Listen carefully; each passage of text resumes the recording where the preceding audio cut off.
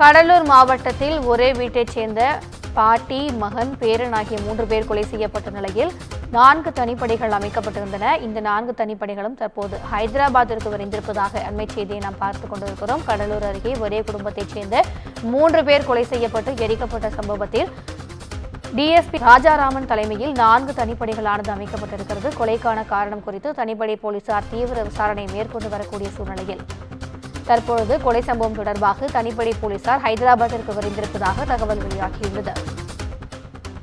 கூடுதல் விவரங்களை எமது செய்தியாளர் விவேக் வழங்க கேட்கலாம். வணக்கம் விவேக், இந்த குற்றத்தில் ஈடுபட்டது யார் என கண்டறியப்பட்டிருக்கிறதா? குற்றத்திற்கான காரணம் ஏதேனும் வெளிவந்திருக்கிறதா? கூடுதல் விவரங்கள். வணக்கம் திவ்யா.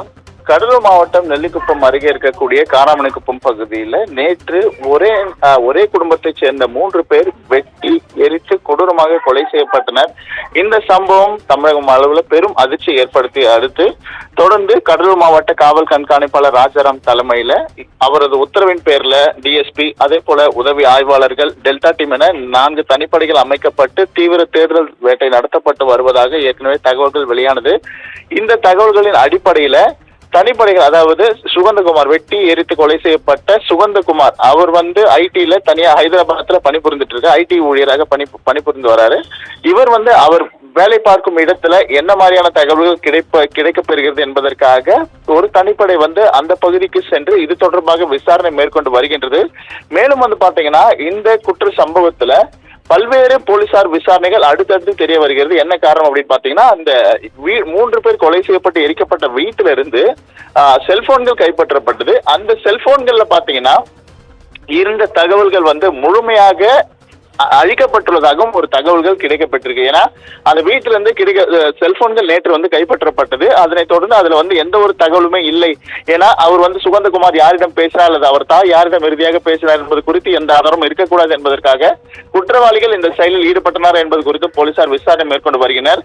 அதே போல அந்த பகுதியில் இருக்கக்கூடிய சிசிடிவி காட்சிகளையும் கைப்பற்றி அது தொடர்பாக விசாரணைகளையும் போலீசார் மேற்கொண்டு வருகின்றனர். ஏன்னா சுகந்தகுமாரின் மனைவி தரப்பில், அதாவது ஏற்கனவே அவர் முதல் மனைவி விவாகரத்து சென்று விட்ட நிலையில காதல் மனைவியுடன் வசித்து வந்தார் என்ற ஒரு தகவலும் கிடைக்கப்பெறுகிறது.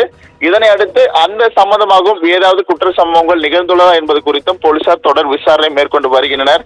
அந்த சிசிடிவி காட்சியின் அடிப்படையில அந்த பகுதிக்கு வந்தவர்கள் யார், என்ன காரணத்திற்காக வந்தனர் என்பது குறித்தும் விசாரணை மேற்கொண்டனர். அதே போல சில தடயவியல் நிபுணர்கள் கூட ஒரு சில தகவல்களை கொடுத்தனர்.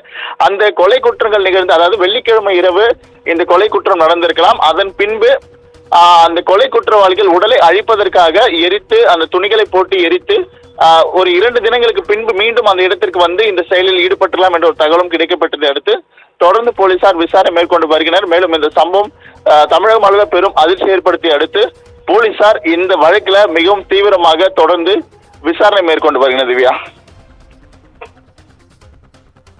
கூடுதல் விவரங்களுக்கு நன்றி விவேக்.